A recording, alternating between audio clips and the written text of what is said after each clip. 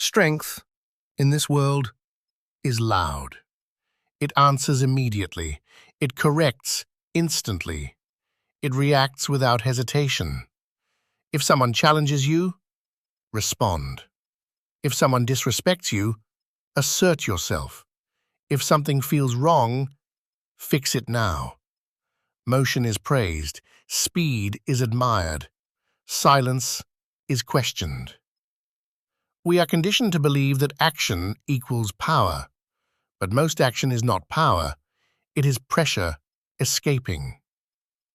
Notice what happens inside you when you are provoked. A tightening in the chest, heat rising in the face, a sentence forming before the other person has even finished speaking. Your body prepares for movement, your ego prepares for defense, and it feels necessary. But necessary is not the same as wise. Many people act not because they choose to, but because they cannot tolerate stillness. Silence feels like surrender. Non-response feels like weakness. Delay feels like loss. So they speak, they correct, they interrupt, not from clarity, from discomfort. The person who reacts instantly is not powerful. They are predictable. If someone can provoke you and guarantee your response, who is in control? The one who moves you owns you. If a single comment shifts your emotional state, if a glance alters your posture, if a message disrupts your calm, you are not acting. You are being acted upon. Real strength contains space, space between insult and reply, space between anger and expression, space between urge and movement. That space is discipline. Most people never develop it because the urge to act is overwhelming. It feels urgent, it feels righteous, it feels justified. But urgency is often ego disguised as principle. Not every impulse deserves obedience. The need to respond immediately is rarely about truth. It is about identity.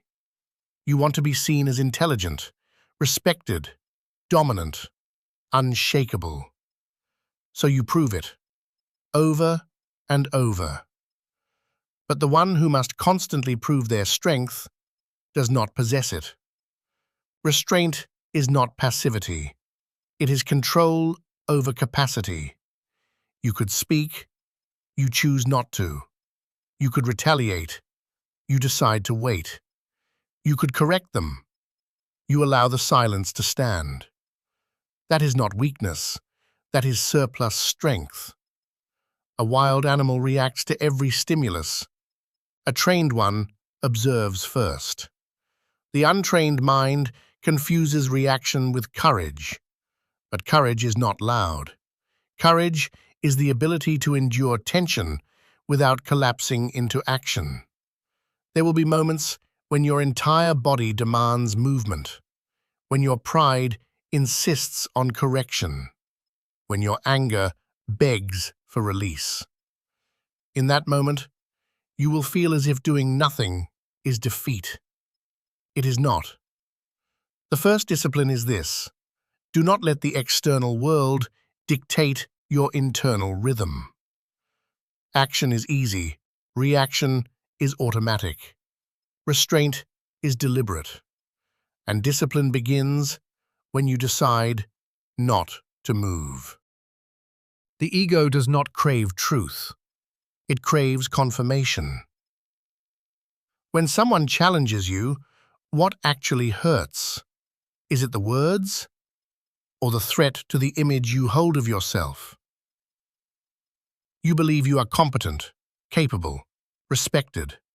Then a single comment unsettles that belief, and something inside you rises.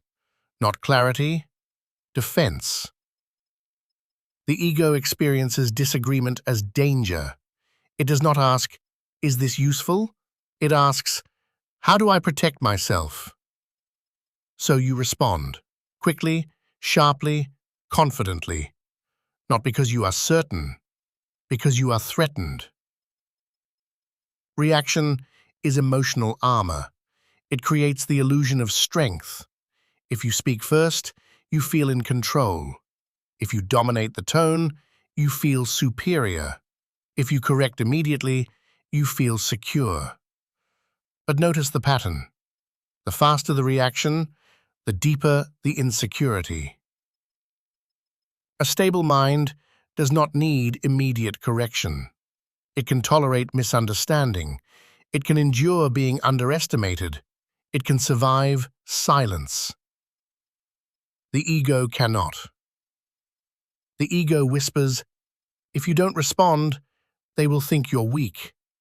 If you don't defend yourself, they win.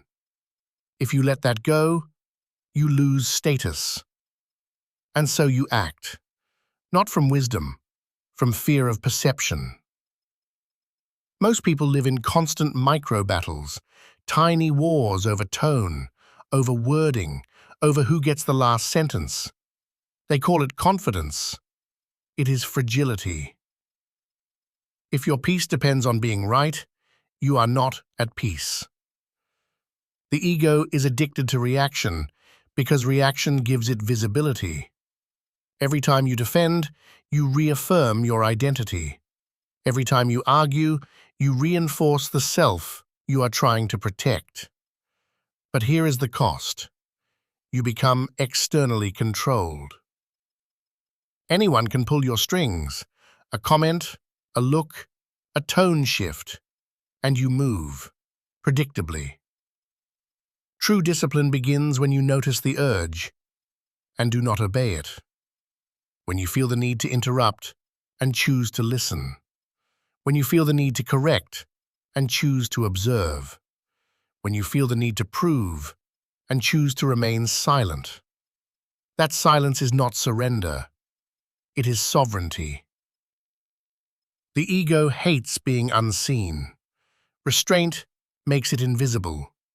No applause, no immediate validation, no dramatic victory. Just composure. And composure feels empty to a mind addicted to reaction. But over time, something shifts. You begin to see how often you were moved, how often your mood was dictated, how often your strength was simply impulse wearing armor. Restraint exposes the ego, and when the ego is exposed, it weakens. The person who does not need to respond cannot be baited. The person who does not need to prove cannot be manipulated. The person who does not need the final word cannot be controlled. This is not suppression. It is refinement. You are not eliminating emotion. You are disciplining it. The ego will resist this. It will call you passive. It will call you cowardly. It will say you are letting things slide. Let it speak. You do not have to answer every voice inside you. Mastery is not reacting less because you are weak. It is reacting less because you are no longer threatened. And that is the beginning of real power. If this message resonates with you, like and subscribe for more content like this. This channel is built for people who want control over their focus, not constant noise. There is a difference between being unable to act and choosing not to. Inability is weakness. Restraint is strength contained. Most people assume that if you remain silent, you have nothing to say. If you do not retaliate, you have no defense. If you do not escalate, you have lost. They mistake stillness for absence. But deliberate non-response is not absence. It is calculation. When you choose not to react, you reclaim time. Time to observe tone. Time to assess motive. Time to separate fact from provocation. Without that space, you are blind. Reaction narrows perception. Restraint expands it. Consider how often arguments are fueled not by disagreement, but by momentum. One sentence sharpens the next. Tone escalates. Ego feeds ego. And suddenly, the objective is no longer truth. It is dominance. Deliberate non-response breaks momentum. It interrupts escalation.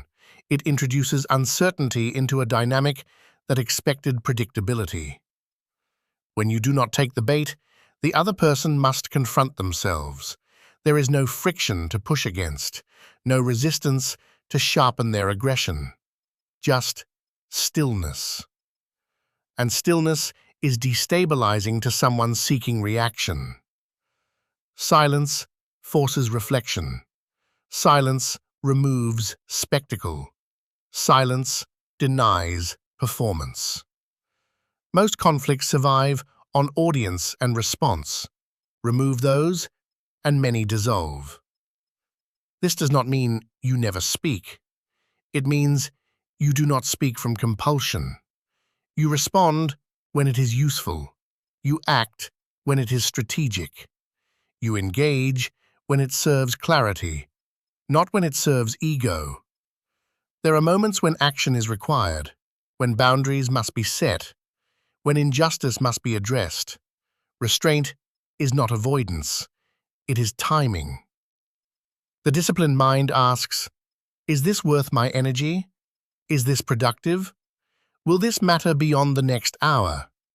If the answer is no, it releases. Most people exhaust themselves defending positions that have no long-term value. They drain energy on temporary emotions. They sacrifice peace for immediate validation. Deliberate non-response conserves strength. It protects focus. It maintains internal order while chaos tries to provoke it. The mountain does not move because the wind insists.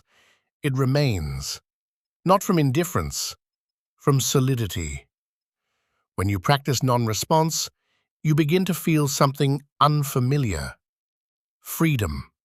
Freedom from having to win every exchange. Freedom from explaining yourself repeatedly.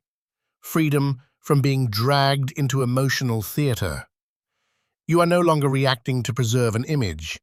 You are acting to preserve alignment. That alignment is quiet.